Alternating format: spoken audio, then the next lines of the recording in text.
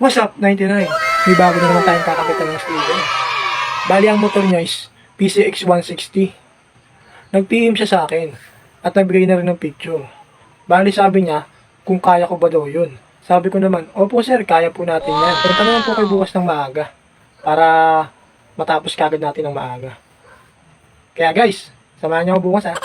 Let's go! What's up guys? Sorry na nga, nakauwi na tayo. Ligtas naman tayo nakauwi, wala naman nangyari sa atin. Pero guys, may good news ako sa inyo.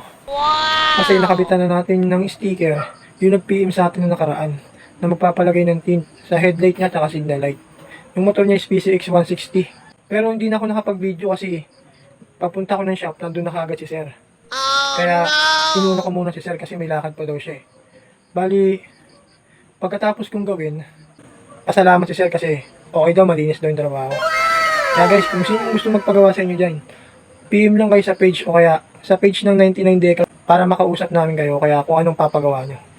Kaya guys, panoorin nyo yung mag-finish project na ginawa ko. Sana magustuhan nyo o kaya ni sir. Salamat sir sa tiwala.